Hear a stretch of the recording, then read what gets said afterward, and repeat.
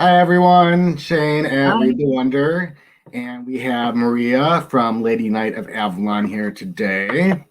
Hi. Hi guys. So hold on, I'm gonna open. I forgot to open something here, so bear with me. Today we are talking about what is your witchcraft, and I approached Maria to do this because I don't know a whole. I don't know a whole lot about witchcraft. I have been to one really witchy event, and it's actually what sparked my interest in tarot. I talked about this on a video just the other day, but it was a Samhain event where I did see priests and priestesses, and they were dressed. They had their ceremonial robes. They invoked spirits. They did the circle. They danced around flames, and that is really what initially sparked my huge interest in the tarot. And I have tried like here and there just a little bit of witchcraft. Like I did at one point like do my own circle with the four corners, and I did that once. But beyond that, I have not done really any spell work, any kind of witchcraft, any nothing that I look at and define as witchcraft. So I thought, why not ask Maria all about it so I can learn a little bit more about, and everybody uses it differently, right? Yes. Yeah. So Maria's idea of witchcraft and the way she practices won't be the same as every witch's, but I feel too, and this is where we can discuss this, is where are there similarities? There's got to be some common ground, just as in we find that in different Christian denominations, most of them believe in Jesus Christ. Beyond that, there's a whole plethora of other beliefs. So Yes. I know we talked about this in our last live a little bit, but why don't you kind of recap if you want to, kind of just how you grew up simply, when did you begin? Like what age did you begin witchcraft? Why did you begin it? What drew you to it? Those kinds of things. Okay. Let's see. Well, growing up in East Germany, I was born in 1981, so East Germany ended in 1989. So the first 8 years of my life have still been in that East German political regime where spirituality just didn't exist, at least not on the surface. People only practiced that in silence. And so in my family, it wasn't really talked about because everything was kept very hush hush. And I found out much, much later after the wall came down that there was actually spirituality in my family. Now, my grandma, she was born into a Protestant family, but she left the church when she was 14 because she just couldn't deal with that anymore. And then she raised all of us, like her kids, grandkids, without any religion. That was not a thing in our household. But for me, like spirituality has somehow always been there. I know from stories that my mom told me that when I was like 6 or 7 and we would go on vacation in the mountains, that I would find like a large stick and I would like pretend that it was my witch's broom and I would ride on it and I would sing this song, I Am the Little Witch, which I have no memory of. I don't know the song. Apparently, I learned it in kindergarten. Or someone taught me that song and I was singing it, but I don't remember that song at all. But I was just riding around there on my little broom and pretending to be a witch. So it kind of always was there. And I was like, when I was watching fairy tales as a kid, I was always very interested in the magical aspect of it and like the fairies and the witches. And I felt like sometimes I took pity on the witches because they would always be like the bad, evil witches and everyone Mm-hmm. was hating on them. And I was like, why? I mean, so it kind of always was there. And when I was like 11, 12, we had those teen magazines where they would warn us about like Satanism and all the dangers of Yeah. going to the dark side, being on cemeteries at night and sacrificing animals and all that stuff.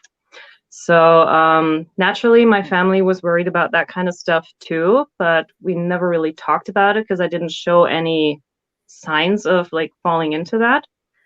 Even when I was talking about spiritual stuff.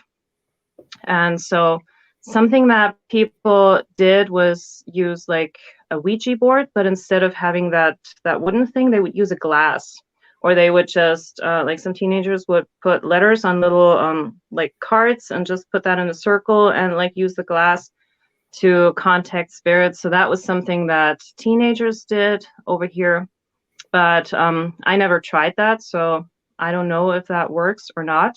You've never tried And that? so I never tried that, no. Okay. So, I mean, I would if I just don't have a spirit board. I never got one. And so I never felt the desire to get one. But I mean, if someone has one and I'm there, I would try that with them. I've tried once. Nothing happened.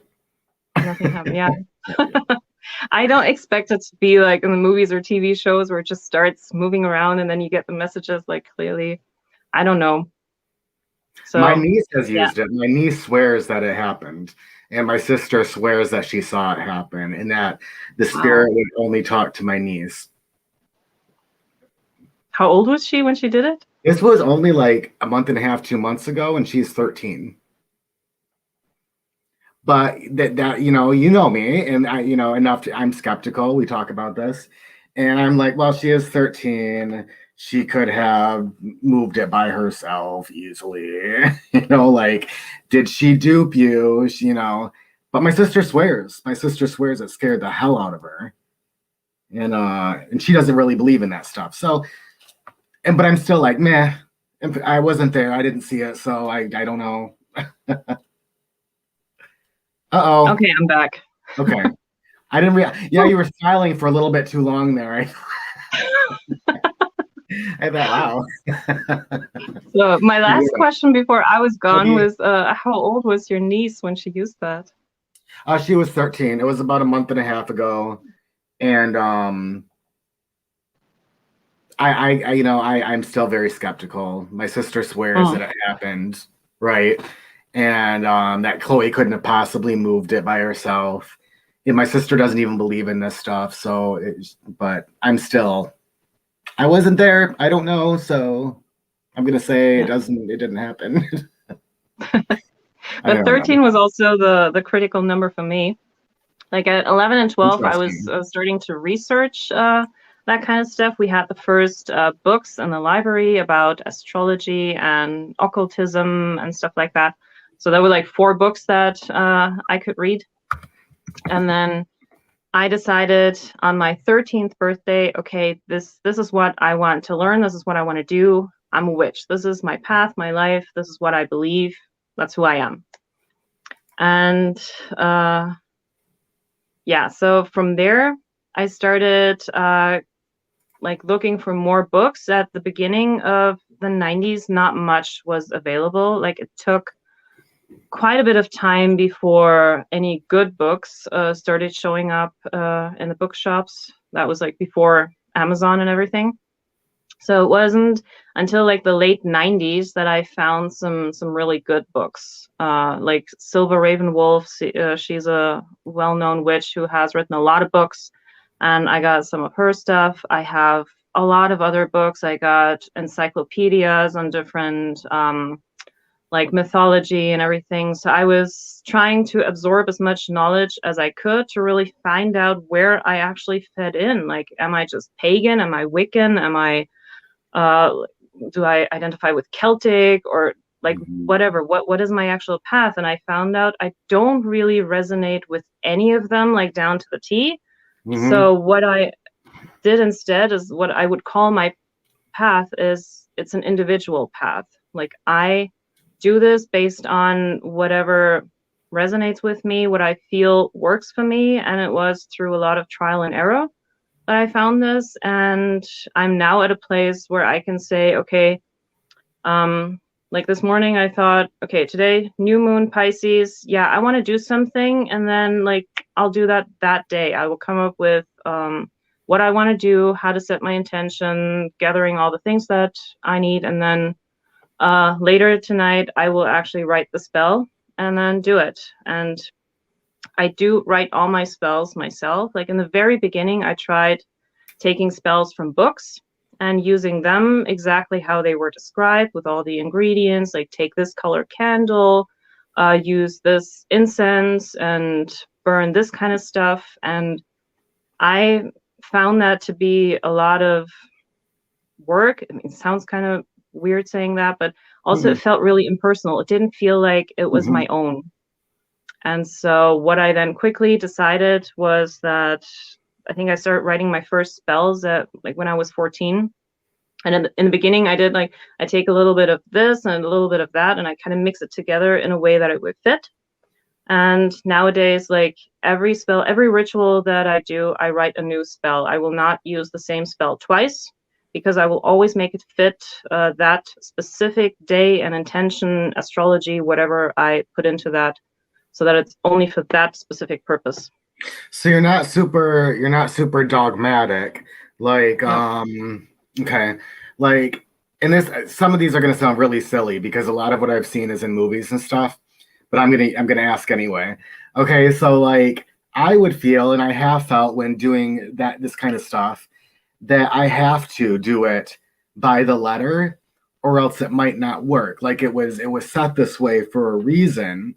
So if I start doing it the way I want to, is it really going to work? But you think that it works probably even better because you're making it more personal, right? Yeah. I think it's the same with tarot. Like you learn what the cards mean and you have that in the back of your mind, but when you do the readings, when you do the readings, then you will also interpret it, especially after many years of readings, like bring certain experiences into that, and that will kind of like intuition comes into it, and you will find a way of putting additional meanings onto those cards. And that's kind of what I did with the magic as well. I learned the rules and I read what other witches do, how they do it, what they use. And I mean, I do have my toolbox full of like stuff that I use. Oh yeah, let's see. So I have this wooden box, and this is like, I've had this for 20 years, maybe even a little bit longer. And I've got like my dragon's blood, and I've got like, what is this? Some myrrh and like a lot of stuff, like stuff that I can burn on these charcoal tablets. I've got rose petals. I've got all kinds of stuff in here, like even chicken bones that have been in here for 20 years. Interesting. So like there's a lot of stuff that I can use to like really cook up a recipe, like really put all that stuff in there depending on what I want to do. But I found the best magic that works for me and that actually then like comes true is the simple magic, like very down to the basics, where I would just take like a candle and then I would just engrave my intention into that candle. For example, abundance or protection, or like bring it down to one word, what that means, and then writing that onto the candle and letting that burn down completely, and then just sending it off into the universe, or like writing a list of things that I want to achieve or whatever I want to do on a piece of paper, burning that piece of paper and just sending it off. Or like with every spell that I write, at the end of my ritual, I will always burn it. And then I will not remember what I even said in those spells. Unless I took a picture of it beforehand, then I won't remember what I said. Okay, how do you think that these spells work? Well, I believe in some kind of energy that's out there. I think it's all energy that is being transformed into something. And a magic spell for me is the same as in church saying a prayer, asking for something. But for me, I'm also offering something. Like I'm making an offering of something, whether I'm burning something or I'm offering blood or something that's personal to me, like a give and take kind of thing. I think if I compared it to a tarot card, the witchcraft for me would be kind of like a Six of Pentacles. Like in order to get something and to receive abundance, you also have to give it. And that's kind of how it works. It's an energy exchange. It can't just be one-sided, like just take, take, take. That might work in the beginning, but at some point, there are going to be consequences. And yeah. Okay. And that, I get really hung up on this stuff, so forgive me and answer however you want to. But what you're giving to get back, right? Is what you're saying, basically. Yes. And again, I'm going to ask in a different manner. What are you giving it to? Or is that not important for you to know? Some people think that all this works and they don't need to know it all. They just need to know that it does. I'm like the opposite. Like, maybe it works, but I want to know how. That's a question. I think if we knew how that works, it would be a science instead of a belief. Ooh, that's deep. That's deep. But do you have anything you lean towards? Like, I don't feel like you're the kind of person that believes in a single deity. No. I believe that many things out there are possible, and I believe that many different pantheons might be the same thing, just looked at from a different culture. Many different gods and goddesses might actually be the same thing in like different cultures. And for me, I found, like personally, I love working with the moon. I'm a Cancer. The moon is my energy. It's what I feel drawn to. So I will, like today with the new moon ritual, yeah, I can't see the new moon. Even if I was able to go outside in nice weather, I wouldn't be able to see it. But I love going out there in the full moon. I love looking at the moon and saying my words, my intention towards the moon. So I'm addressing it as like the moon goddess.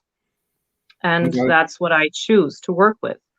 But and a lot of times, like sometimes I would just address it to the universe. Like I just call it the universe. I don't know exactly what it is. I don't really know where we come from, but I believe something bigger than me is out there. And like my uncle would explain this from a quantum physics kind of way. Like everything is energy, and it's like energy doesn't get lost, it just transforms. So yeah, a lot of it comes down to belief at the end, I think. Just manifesting something. Yeah. Faith. I don't have a lot of faith. There have been times in my life where I can just relax about everything. And just like you said, pray to, a certain goddess that I'm feeling, more inclined to, that I'm resonating with, I feel like more than the others, or just to the universe, like you said. There are moments I can do that, but more often than not, there are not, unfortunately. And I just don't have that. I wish I did.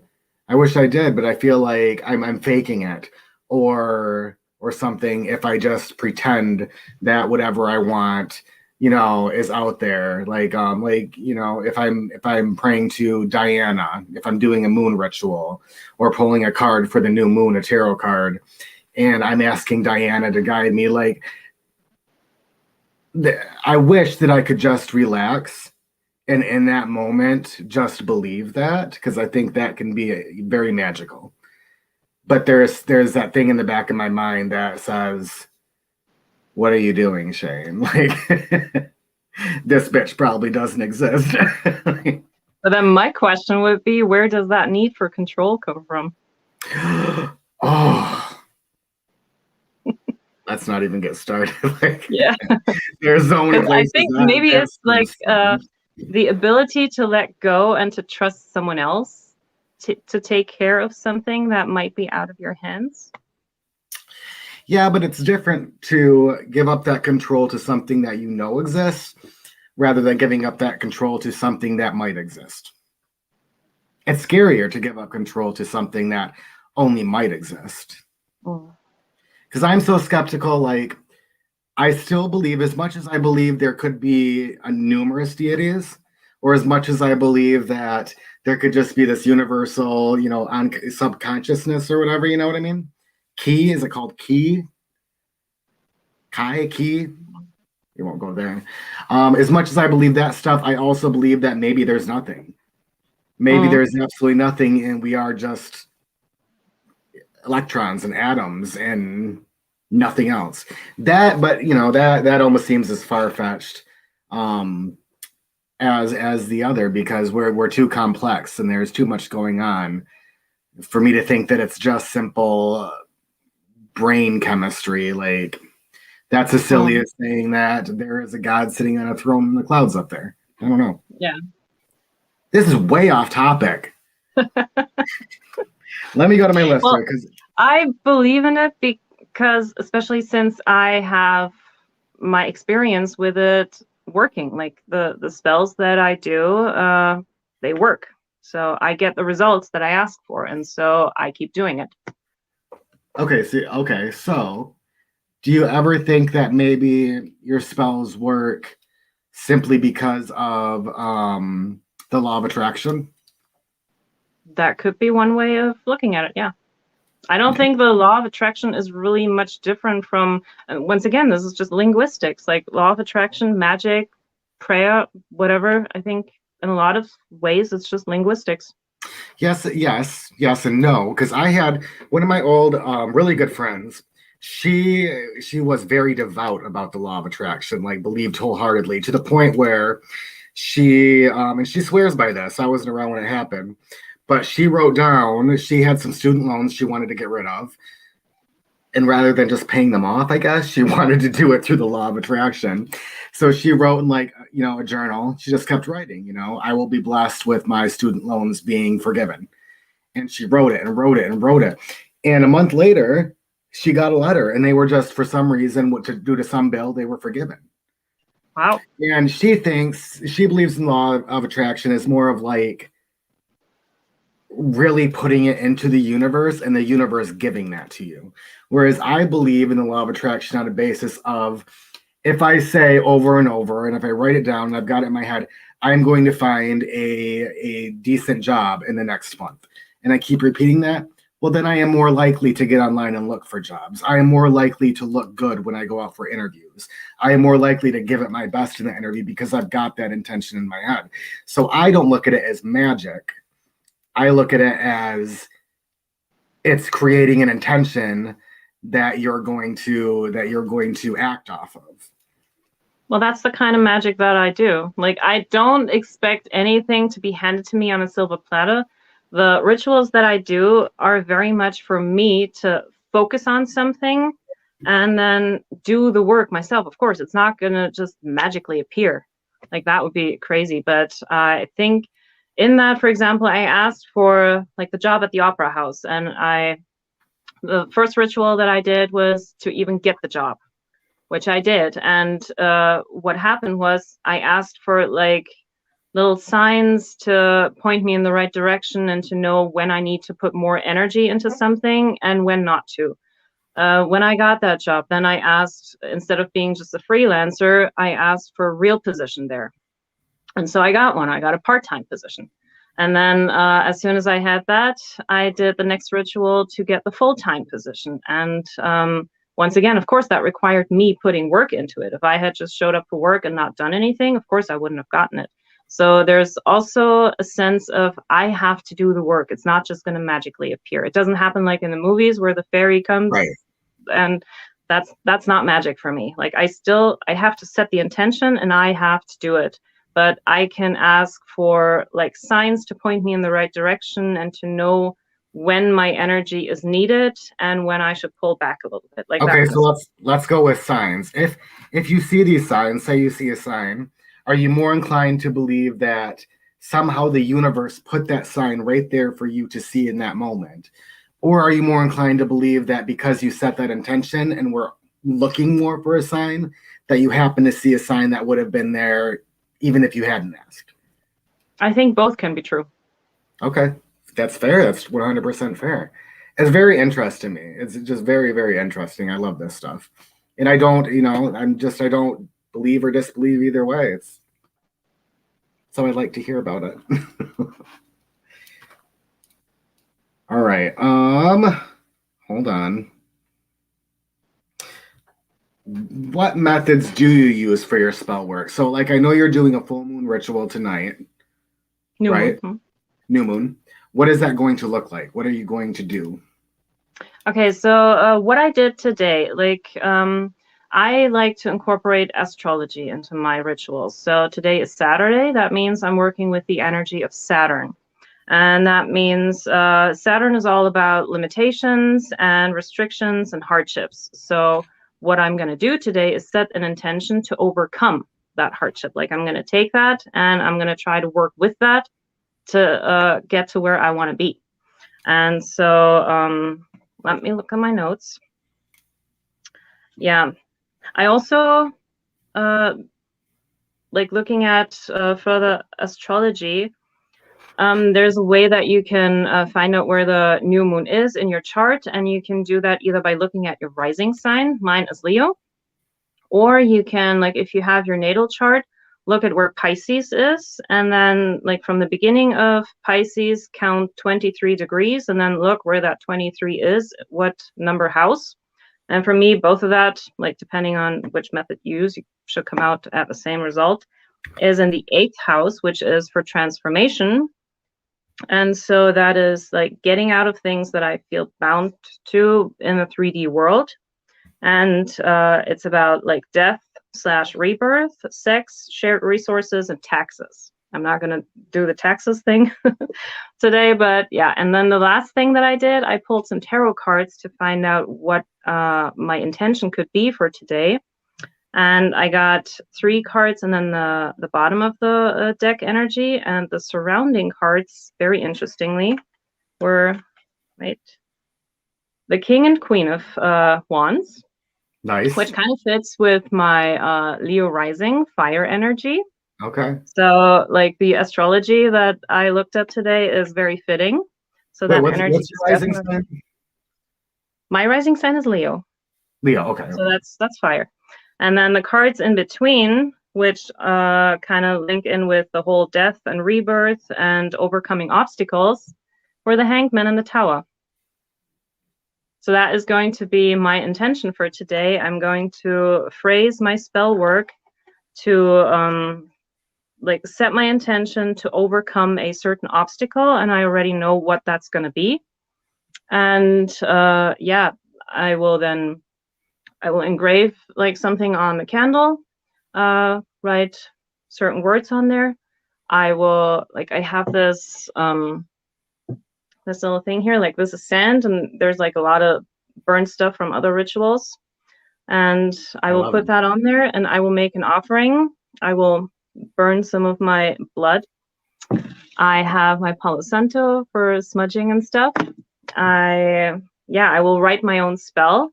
I will say that. I will burn that spell along with my blood, and then at the end of the day, that is something that is very important to me. I always release the energies that I call in, because I want them to work their magic out there. I can't keep them with me because then they can't do anything. That's how I see it. And so at the end, just like in church, you would say, Amen.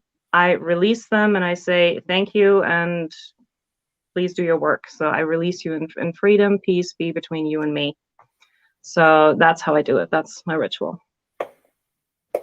It sounds very soothing, very calming. It sounds very magical. I mean, like I told you, I've tried a few. Like I will still, I still sage my cards. So that's witchcraft. It is a ritual, right? Yeah. Or yeah, you're blessing them. Yeah. So I do a little bit of witchcraft. Yay. I think there's a lot of witchcraft in everyday life. Yeah. We just don't call it that. You're right. You're right. Are you open about being a witch? In the YouTube land, yes. Okay. In real life, like my family knows and my closest friends know, but my coworkers, for example, do not. Okay. What if a coworker were to ask? It depends on who it was, like if what kind of reaction I would expect from them. And yeah, I guess if I know them long enough, and if I know that they're not going to be like, oh my God, you're so stupid for believing in that. And if they're open to hearing it, I could explain it, but if I know they're just gonna be like, oh my God, like really, then I'm not gonna go there. Why? Because I don't want to deal with that negative energy. I don't want to, like, I'm not there to convince anyone.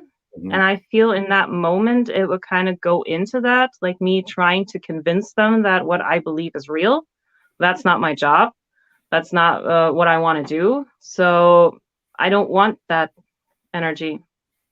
They already have their mind made up. And so if they're not open to a real discussion, then why would I want to go there? I see the benefits of that. I do. Like, what's the point of, what's the point of arguing with a fool? You're not gonna get anywhere. You're better off arguing Mm, with a wise man than you are with a fool. So if you encounter somebody that you know is just gonna quick shut it down or give you issues, mm. what's the point? I mean, I've had this one experience where I tried it with a guy, and then he completely Mm, questioned my mental abilities and insulted me so much. Like that was the one time where I saw how this could go sour, and one time is enough. Thanks. hmm But don't you kind of look at that as a good thing too? Yeah, it's hurtful. It was probably very hurtful, but at the same time, you got rid of somebody that does not resonate with who you are. Mm. We talked about this. We did. I forget. Yeah. I forget what the conclusion was, but wouldn't you? I see. Yeah, because I'm the kind of person that right up front when I meet a guy, I'll be like, I read the tarot and I don't just believe in magic. And if they want to be like a freak and run away, then I'm like, good, taken care Mm. of. I don't want to find out 3 months, 6 months, 1 year in that he's not done with that. So don't you kind of think that it might be also a good thing to just get it out there?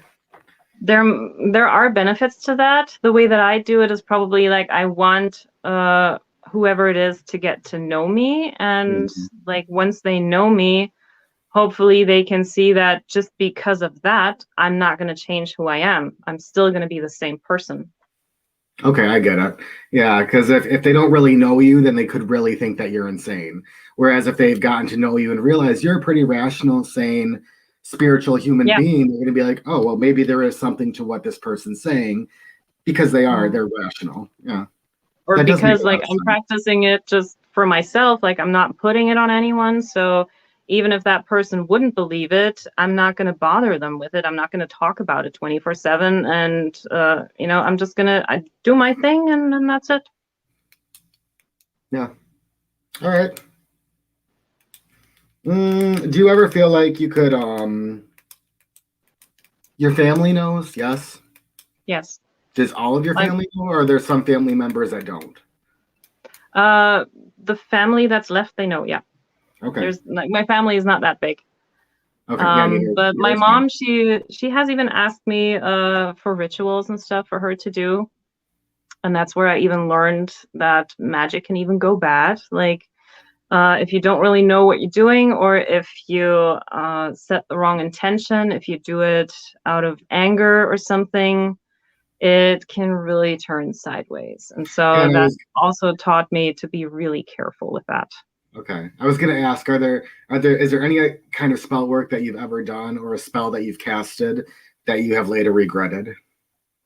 Yeah, I regretted that one. Like my mom, she had this coworker that was really trying to just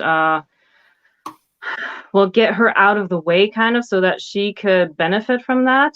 And it had been going on for years. And my mom just reached a breaking point and she asked me for a ritual. I think I was like 18 back then. And so I created this ritual, and I don't know, it was based on something that I read, and we had chicken, and I told her save the bones. We're going to use the bones in that ritual. I don't remember why. I can't remember. But yeah, she did that ritual. She used the bones and everything, and it didn't take long, maybe like 1 or 2 weeks. And then this coworker, she had an accident with her bicycle and she broke her leg. So she broke her bones. Okay. And then when my mom told me that, we were both like, oh shit. This went a little bit too far. And right away I was like, oh my God, what's going to happen to my mom? Because everything you put out there is going to come back. And then a little while later, my mom, when she went outside, she tripped and she hurt her knee kind of badly, but that was it. So that was like a slap on the hand, like, this is first and final warning, don't ever do that again. So we're letting you off easy this time. But yeah, so I never did anything like that ever again. And when I was like 14 or so, I tried a love spell, of course, teenager. And the way that I worded it must have been like really drawing someone in and like wanting me and all of that. And yeah, the guy that I then met, he was super clingy. Like, he didn't leave me alone. It was a long distance thing, and he came to visit one weekend. Thankfully, he stayed at my grandma's overnight, and he just hung out during the day. And when we were sitting next to each other on a couch, he would always have his arms around me, and he would not leave me alone. He was like a magnet, like on me. And then at some point, my mom was so fed up with it. She went into the kitchen and she called me into the kitchen, and she even whispered to talk to me. And it didn't even take 60 seconds for the guy to show up in the kitchen and it's like, where are you? Are you coming back? And I'm like, yeah. So when he was gone, like, my mom and I, we were both like, oh my God, we can breathe again. And that's when I learned love spells. No, big no. Don't do that. I can relate. Yeah, so big nope. So I'm judging, or I'm guessing, you know, based on all this, that you do believe in like dark magic? Yes. Well, there is, magic doesn't have a color. It depends on the person's intentions. Like, if you go in with good intentions, and like, I live by the harm none rule. So whatever I do, like any spell that I cast, I'm only going to cast on myself, not on other people. Okay. And so yeah, it's like I can pretty much do whatever I want with myself, but I can't do anything about other people, especially not without their consent. Now, if someone were to come to me, excuse me? Could you if you wanted to? I probably could, but I don't want to. That's fair. So yeah, if someone came to me to say, okay, can you put this spell on me? Can you help me with that? I say no, but I will help them, give them a ritual. Like, I've done this with my best friend. He also wanted a job at the opera house, and we worked the same magic spell that I did, which was very simple. Just like writing it down, burning it, sending it off into the universe, and it worked. He also got his job at the opera house. Nice. Did you get him the interview? What? I said, did you get him the interview? No, he was like, he started as an intern, and then he wanted to stay and wanted to like, he was with me in the marketing department, but he wanted to be on stage, so he is now a singer in the choir. Nice. And so he wanted a job as a performer, and he got it. So, and I even did like a tarot reading, and I told him, okay, it's going to be 3-4 years before you get that big contract, and it really took 3 to 4 years. And so yeah, but we made it happen the same way that I got my job, with the same ritual. And yeah, so I'm not going to do it for them, but I can help them do it themselves if they want to. Okay. That's a whole nother topic, but one I would love to discuss with you sometime is timing in the tarot. It's something I just started reading about like a week ago, is because it was in a book that I was reading about how like every suit corresponds to a time, and then cards within that suit will correspond to a time. I've never used it for time prediction really, so, but that's interesting. So again, another subject. We're not talking about that, but just to put that in our heads, I want to talk about that eventually.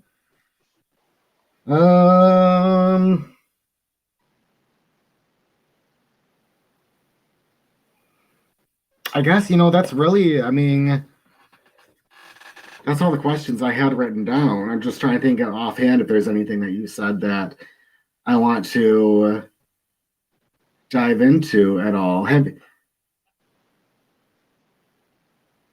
you ever feel any kind of presence or spirits or anything when you are doing your spell work? Yeah. Like especially also with tarot, like I I don't see anyone around me, but it feels like I work with my gut feeling. So that's like my thing that I use to like feel the energy in the room and see what's going on. And I get different feelings. For example, if like my grandma, she passed away in 2001, and I believe she is with me in spirit. I have this, don't have that with me now, but I had this old key that I got from her apartment. It was always in her kitchen, and it used to belong to an old piece of furniture that she didn't even have anymore. But that old key always intrigued me as a kid. And when she Mhm. died and we downsized, like my grandpa downsized to a smaller apartment and we cleared out everything, I made sure that I would get that key. And my Reiki teacher, she had actually told me in order to be connected to spirit, I even forgot why, have an old key on your keychain. So I did that. I took that key, I put it on my keychain, and I had it on a ring that was not super tight. And whenever I would talk about like my grandma and that she's still with me and stuff with family members, that key would fall off my keychain. And sometimes it would do that just like that. And I always took it as a message, okay, something is going to happen, and always did. The last time that it did, the next day my grandpa died. So that was, Mhm. and in that moment when it fell down, I could feel, okay, something big is going to happen. It was just this feeling of, okay, I'm afraid, but I don't know why. Mhm. But I knew there was a message, and I found out the next day what it was. And so that's one way of working with like my ancestor. And when I feel like a spirit is coming in, I feel it more on my left side. And when I'm working with Gabriel, that is a completely different feeling. Like it will always be like all over on both sides. And sometimes depends on my mood. I've even had this feeling when I was really down, like someone was just hugging me, like putting me in a feeling of being really protected. And I know that that wasn't me because that was not how I felt. And Mhm. it was kind of like a shield, and it calmed me down. I don't know where that came from. I choose to believe that that is Gabriel because I call him in. I wear his sigil around my neck. I talk to him, and I ask him for guidance and for help. And so I believe I'm working with him. At the end of the day, it really comes down to belief again. Do you believe there really is an angel named Gabriel? Yeah. Okay. So you do believe in some sort of like there's some sort of deities or higher beings of some sort. Yes. But Nice. I don't know who was there first. I don't believe that the God of the Bible is the one that created anything or everything. I like other deities have been there before. They were older. They were mentioned earlier. So yeah, but I mean Gabriel can be found in different religions, so it's not just Christianity. Oh, I didn't know that. He's also in Islam, for example. Nice. Yeah, I had no idea. I'm not an angel person. I was for like a year back when I went when I went back to Christianity. I believed in angels.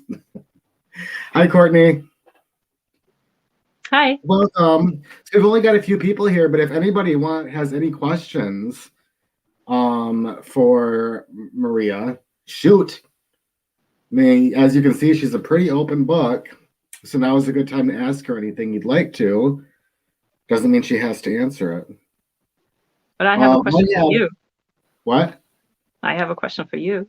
Oh, let's hear it. Would you be open to try it and just see if you can do anything?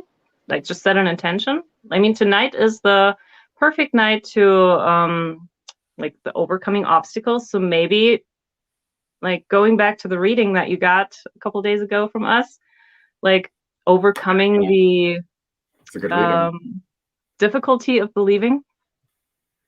I can do that. I can do that. I'm not opposed to trying it. Like I said, I have in the past, and No, not really. Like I've performed some ritualistic work in the past, but never spell work, never anything with like an intention beyond that moment. So yeah, and tonight may be like a good time to do that. I I'm mean, also with that, I think it's like, what's the worst thing that could happen? It doesn't come true, and you're not going to believe. So I think this is something like phrasing it in a very innocent way, so it doesn't harm you. okay. Yeah, and this Just time I'll try it a ask little to bit be more open. authentically too. Just ask to be open. Okay. Yeah, I have a new shell and some sage and some incense sticks I just bought yesterday. So we'll See? do something. I'll do something tonight. Um, what's this? Hi, Rochelle. Hi, Rochelle. Do you have any advice for protection against people who wish you ill? It's a good question. Let me think. Well, yeah, what I would do is to just do a protection spell for me to reflect anything back. Like I would phrase it in a way that whoever is trying to harm me cannot touch me, and whatever they send out to me, they will get it back. So like reflecting it like a mirror, kind of. Okay. Do you believe that there are certain charms or anything like that you could wear or use to protect yourself? And what are they? The pentagram.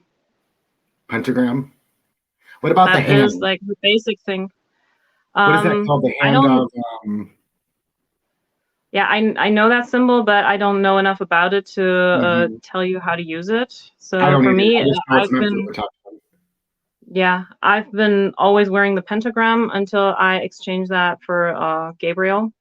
Okay. And so yeah, and I have the Triskele on my ring. Like I bought that ring in France, and that was in the summer of 1996, and I've been wearing it ever since. And that ring stays on until my dying day. And what is it So again? Tell us again what it is. I don't know if you can see it. It's this um three-armed thing. Like, let me see if I can draw that. The I think I know what Triskele. you're talking about, but yeah, Yeah. try drawing it for us. Courtney said on top of that, you can also imagine a light around you or a bubble around you that has a mirror pointing back out. So it bounces off your mirror and goes back to them. That's really cool. It's I like like this symbol. It can go either left or right. Okay, yep. Yep. So And that's sorry, I probably was not paying close enough attention. Where is that symbol from? I bought this ring in France in the Bretagne, which is also Celtic influenced. So Okay. that's where I found it. I like Celtic things. I don't know much about the Celts aren't who we thought they were. They were never who I thought they were. They're not, like the Celts were, I think they were actually quite a violent people, weren't they? Mm. I'd have to look again, Yeah, I but don't think a lot of stuff like from back then, uh, the movies in Hollywood make it way more romantic than it actually was. So life was not that grand. no, I mean, some people were savage back then. Yeah, they really were. Yeah. All right. Any other questions? We can hang out for a little bit. I don't have to leave right away. The hand is the hand Hasma. Hamza? Hamza, yeah. Hamza, the Hamza hand. I can't English today. I'm sorry. It's all right. Saturn is not usually my energy. You're doing a ritual tonight to get a deeper connection with my guides to give me messages when doing readings. Ooh, I might steal that if you don't mind. Because we just talked about how I need to, or I should, or I'm open to doing that tonight. And that is something I can get down with for sure. Because I do want that. I want a deeper connection, more intuition. Maria's helping me work on my intuitive abilities, and it's been very helpful. I'm enjoying it. So, Something that I would Annika, say. Hi. My God, I Something miss that I you. would say from my experience is when you word your intention, always word it in a positive way and don't say, I don't want this, I don't want that. Always say what you do want. Okay. What are the disadvantages? Why not say what you don't want?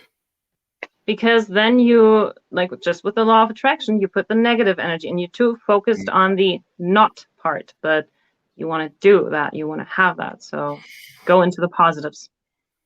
Okay. Nice. So, like, if you're thinking about protection in that sense, you don't want to say, not necessarily, you don't want to say, I don't want to be harmed. You want to say, I want I want protection. to be safe. Yeah. Okay. That's awesome. So the power is actually in the word. Words are powerful. Mm-hmm. That's one of those 4 agreements. Have you read that?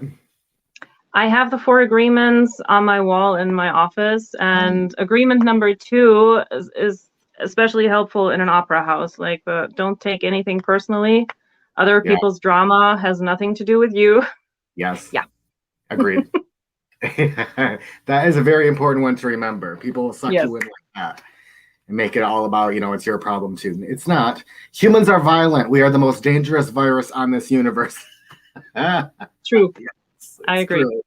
Yes, 100%, Annika. You are correct. Nobody's arguing that. Oh, she saw your Gabriel. Remember always where you were putting your attention, like you were just saying, focus is crucial. Words are powerful. Yeah, 4 agreements. I have not read that in years, and I only read it once, and I've always meant to reread it. I've reread the agreements, but I've not reread the book. And I remember that it was pretty impactful for like a month, and then that's that's how I do, and then I forget about it. Yeah, I didn't read the book. I just have the agreements like on my wall. And one book that I'm still reading, I still haven't finished it, is what is it? The Subtle Art of Not Giving a Fuck. And that one is talking about like how to turn your problems into better problems to be happier. Better problems. Mm-hmm. How to turn them into better problems. I mean, does that make sense?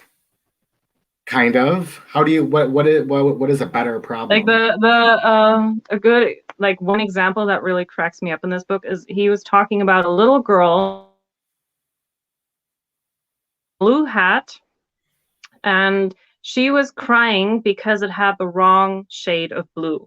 And she made a really big deal out of it. And yeah, so like, this is not a problem. This is one of those bad problems. Like, focus on the better problems, that something that you can actually tackle, like what shade of blue your damn hat is.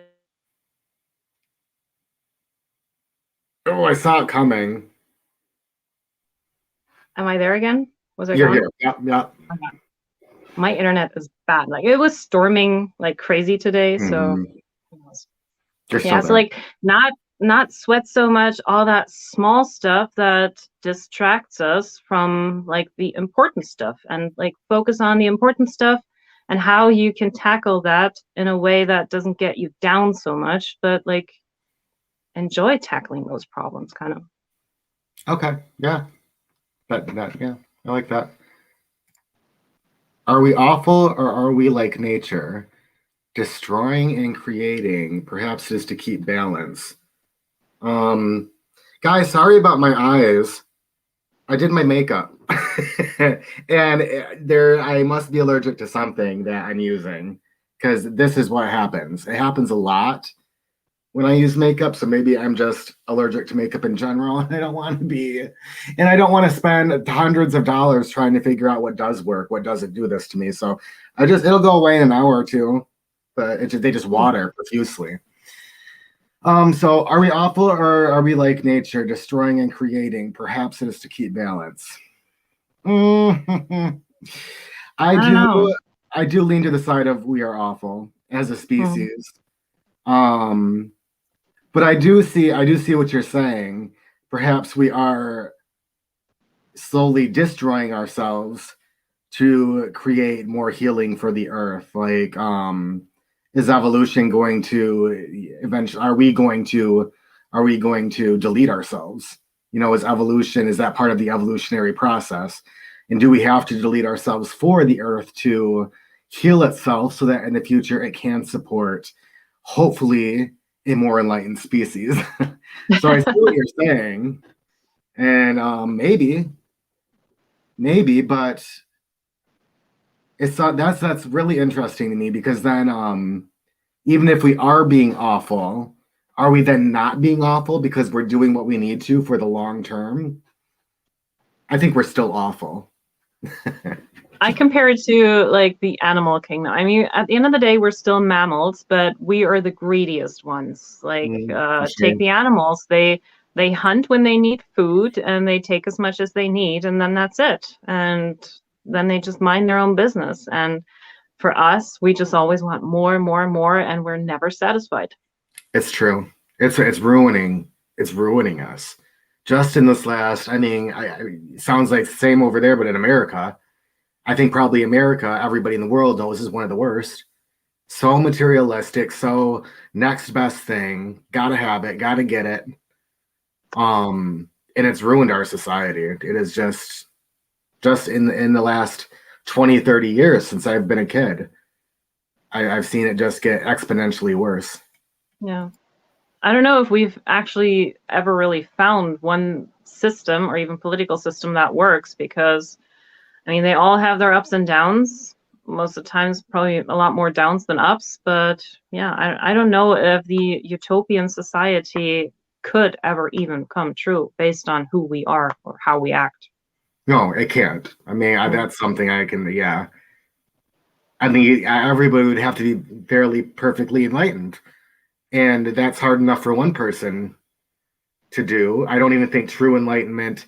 That's a good question too. Let's read this and maybe we'll get back to enlightenment. Have you ever seen Mhm. anything in this world ever in balance? Have you seen anything in this world ever in balance every time humanity is involved in something? There are two theories about whether we are basically good or basically bad. Hold on, I lost where I was in the chat. Oh, and I didn't look up here too. Yeah, Annika, I know, but that means I have to keep trying different makeups. And like, I don't like to spend a lot of money on makeup. I've already spent enough money on makeup. And I'm still trying to find. Okay, there we are. I think we're both. Depends on the day. Yep. There might be. Oh, okay. So I am on the right track. We read that. I agree that we do awful things, but yes, old has to die. Someone has to do the dirty work. And on a bigger universal level of balance, is it our nature? Is it our nature? Just a thought, guys. I often think about it. Yeah. I mean, I've been thinking in about these school, things. we learned that history shouldn't repeat itself. Like, we should learn from the mistakes of the past. But just looking at what's going on in my own country, I can say we don't. No, we didn't. Nobody's learning anything. No. No. And really, I think that we're put into a space, like they're keeping us in a space where we're not even allowed. We're not allowed to change anything, you know, like even for the few of us that might learn a little bit better, they've made it impossible for us to create any kind of impactful change. Yeah, It's money, it's politics, it's money that it rules the world, you know, and exactly. unfortunately, I don't think any of us have that kind of money. No, we can't even imagine that much money.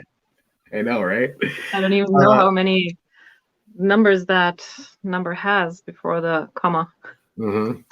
I think we also have such an amazing to love and protect and inspire and create. So it's about balance, I truly believe.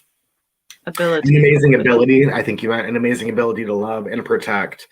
It's true. As much as sometimes I despise humanity, I love humanity as well. And as much as sometimes I hate people, because I say all the time, I hate people. They're fucking worst, you know? At the same time, like I love humanity as a whole because there is beauty. And it can be extremely powerful when we find it and when we learn to use it. Yeah. Deleting ourselves is a good take. It might be the only balancing act humanity has ever done. I agree. It's not just black and white, more like morally gray character. Yeah, I agree about that too. Bye, Queer Henny. Do you have a name that we can use in the future? Or we can just keep calling you Queer Henny. Right, but what keeps us from that? That cycle, sorry for the deep thoughts. Don't ever be sorry. This is what I like discussing on my channel is I don't like talking about trivial things. If we were talking about trivialities right now, I would have been gone. I'd have been like, have an appointment and leaving. But these are the conversations that'll keep me around. What keeps us from what? Where there's so much going on. I don't know where we were at when you asked, right? But what keeps us from that on that cycle? Maybe the deleting part? What keeps us from deleting ourselves?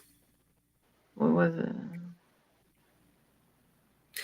I do hope we are learning, but evolution is a slow process. We move up in rotation each round. So I do think we are learning, just very slow. As I can agree with that on like a no.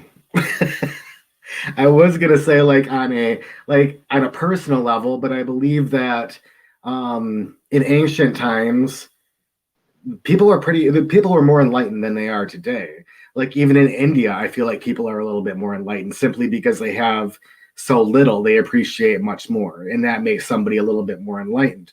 So on a personal level, I don't think that we are learning. As individuals, we can learn, but I don't think we can learn any more than our ancestors did per se.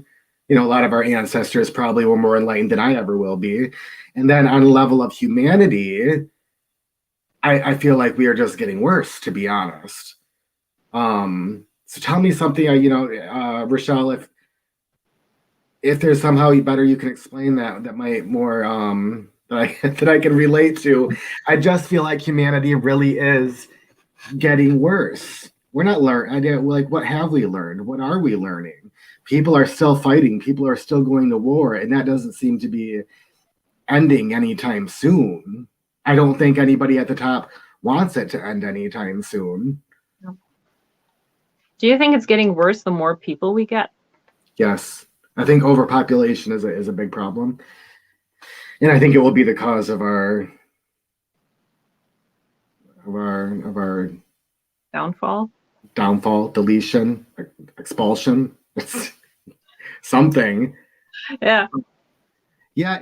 Has anybody read Inferno by Dan Brown? Any Dan Brown fans? I love Dan Brown. I just saw the movies. Did you? Okay, so Inferno basically is about the world overpopulating and the I think it's the CDC discovering that it's getting to a detrimental degree and then releasing some kind of, it's been years since I've read it, releasing a virus that basically I don't know if it's kills or sterilates people, I forget. But they use this, I really loved the metaphor I think it is that they use. Like if I were to take this cup and start with that much water and double it, I would get here. And this is what is happening to our population. Then you double this 10 years later and you're here. You double it again and you're here. You double it again and you're.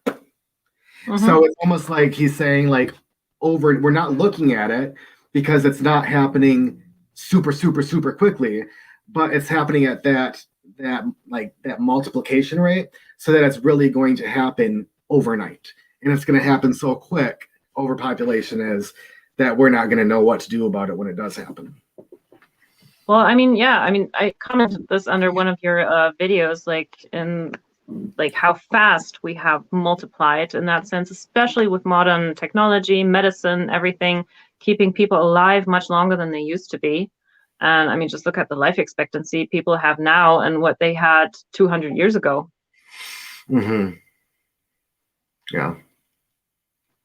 Oh, here, good. I respectfully disagree. I think we do go to war, still it's true, but it's not our whole nature that does now. We are more accepting of so many different things that when we were 100 years ago. Okay, yeah, I do see that. I do see that because it was, I mean, you do find a lot of war in the past, and that was a basic for them. Like that's what their world was about in many cases, was conquering or protecting. Everybody was.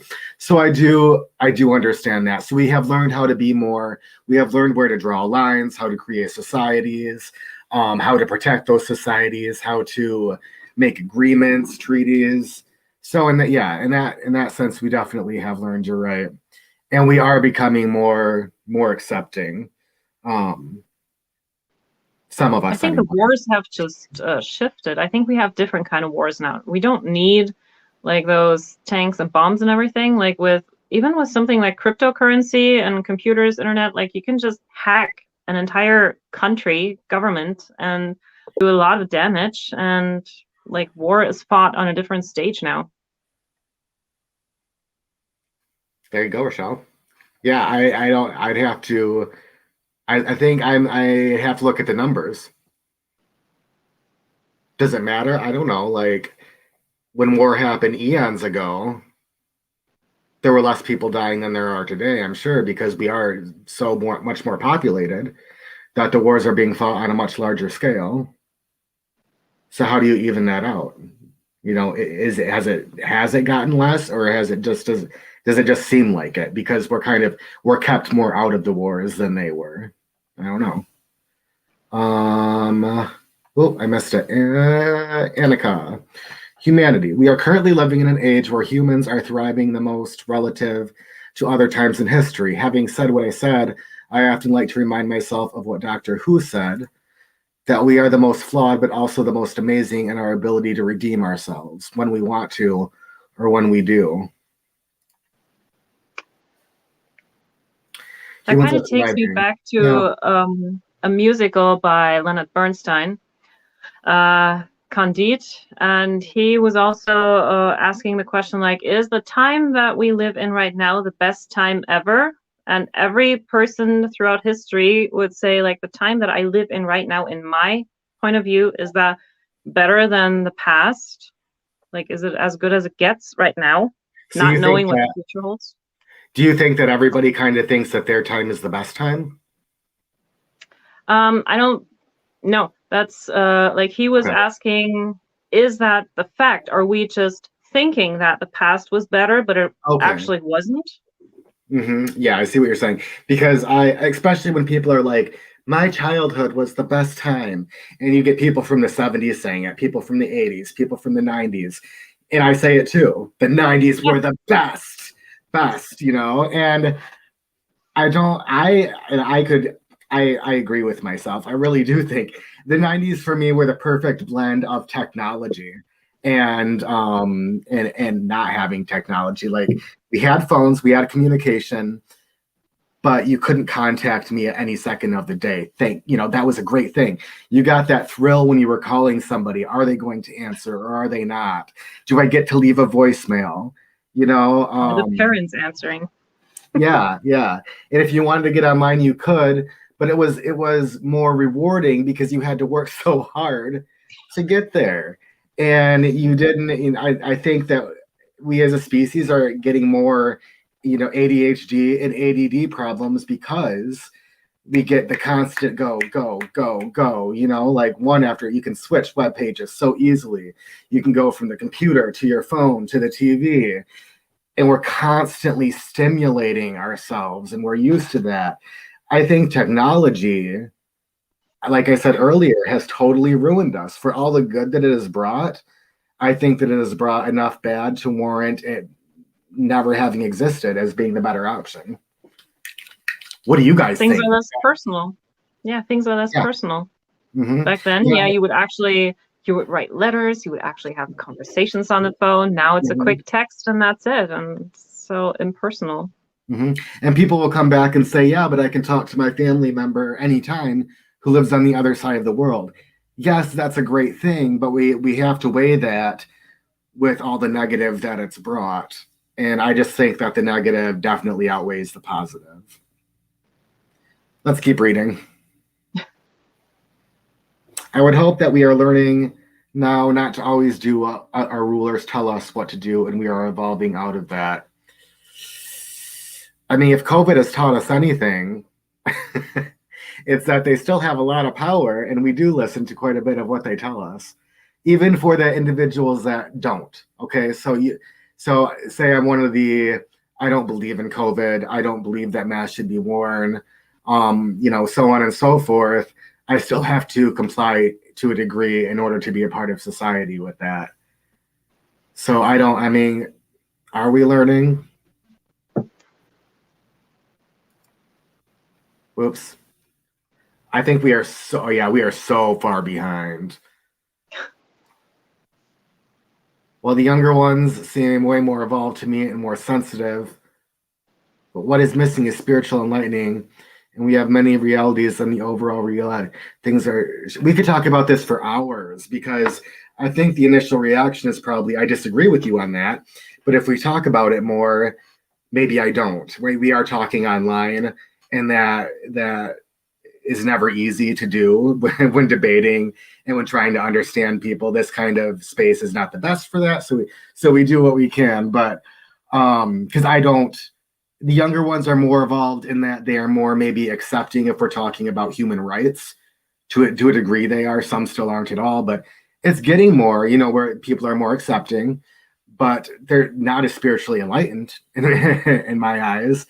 Again, I think society and materialism have created a very shallow species. I think we are becoming more shallow by the generation. As a whole, yeah. Mm-hmm. Hi, Zach. My point is, not all Americans are against another nation they may be in a war with. Yeah. We are not all doing as we are told. We are starting to rise up against the powers that be, breaking free of the matrix. There it is. Yeah, but I think we've been doing that for a minute. I mean, you look back at the 70s. So I'm young, so I'm gonna go as far back as I know how to, and that's probably the 70s. And Vietnam, where you had a bunch of people radically opposing the war, that was a big thing. And yes, we're still doing that. Have we had any impact? I think that wars are going to go on whether or not we protest them at this point. And that's where overpopulation is really a bad thing too. There's so many people, it's becoming more and more difficult to get people together to do anything impactful, to do anything meaningful. We're so scattered and so large that it just seems more and more impossible. You think it'd be the opposite. With more people, you could have more of an impact on your government, but I think it's the exact opposite. That's hard to explain, but we are in the most peaceful time in comparison to the whole of human history. That being said, in 100 years, people will look back at today and say, yikes. Yeah, probably. Let's hope so, Zach. I hope people look back and say, man, they really messed it up. I'm glad we got better. Chronological snobbery is the term C.S. Lewis coined to describe what you guys just said, that we often feel our time is the best, but humanity being the most well off now is based on statistics. Chronological snobbery. You would know the word for that. I love it. C.S. Lewis is a great guy too. He has a lot of different insights that I've loved to hear. I think spiritually the past was better, but as far as us as a species are evolving in some ways and declining to others, the real negative is those in power running the machine of self-destruction. Yeah, I agree with all that. Yeah. Oh, we're on the opposite side about COVID there, Shane. Oh no, Annika. Why? What, did you say something else? Right here. Wearing a mask is common practice in Asia and is for the sake of others, not ourselves. That's true. No, that is true. And I wasn't saying, Annika, that is what I believe. I was giving that as an example of, say I was a person that didn't believe in COVID, that I didn't believe in masks. That's what I was saying. I believe in wearing masks just because I don't know for sure, and it doesn't hurt my health or my ego to wear one. So I do wear one when I go out. For anybody that wants to know, I don't really want to talk about COVID, but I am responsible about it. Okay. Please wear a mask when going into public to protect others. You're not making a stand or rebelling against it. I agree, 100%. I have a cousin, Autumn. If any of you watched, she did those readings. She's a very adamant Trump supporter. She's a very adamant non-masker, and I hate it. I've had to tell her when we go out, I'm not going into the store with you if you don't wear a mask. Like, you need to walk 20 feet behind me and we don't know each other if that's what you're going to do, because I don't think it's responsible. It's not. Even if it is all a hoax, which I don't think it is, but even if it is, I don't want to take that chance. And if I'm not worried about myself, I could easily be carrying the virus and not even knowing it and passing it along to somebody in a store that is old or is more susceptible, and I don't want to be the cause of that. So it doesn't hurt me or my ego.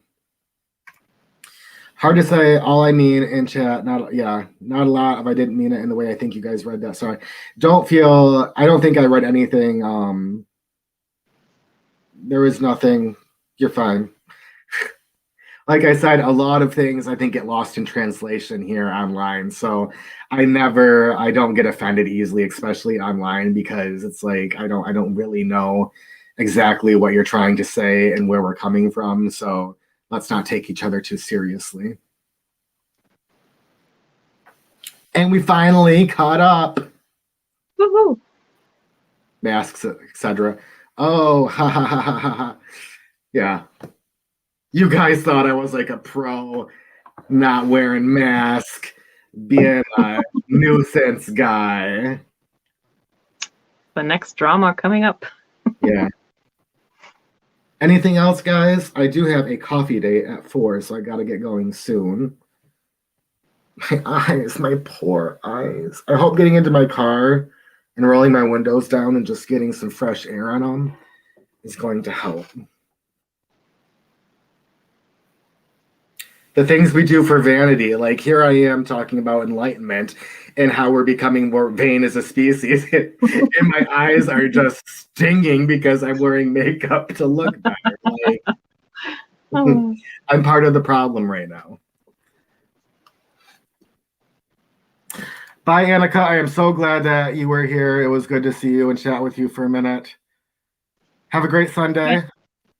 Annika, you'll be interested to know I'm going to a Catholic service tonight with my aunt. The priest has tattoos and she really wanted me to go. She said he's really cool. So I said, okay, I'll do it.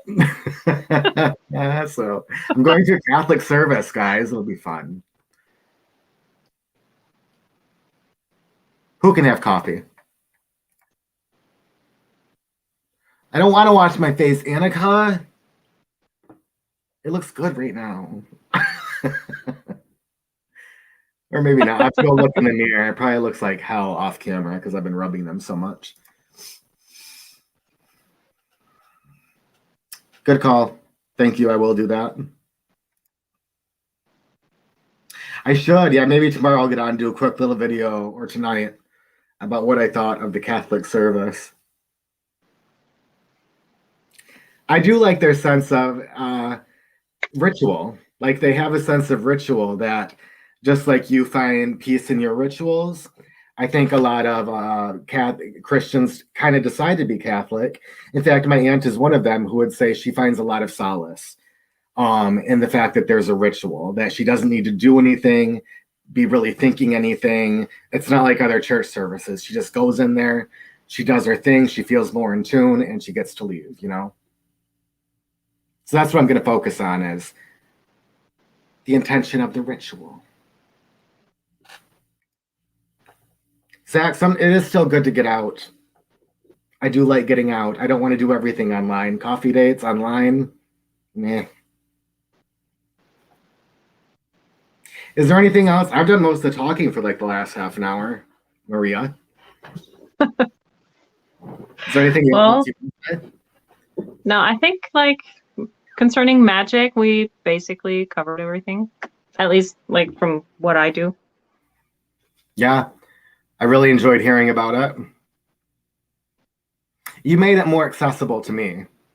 It sounds the way that you do it and the way that you explained it, it sounds both magical but accessible. I don't know if that makes sense.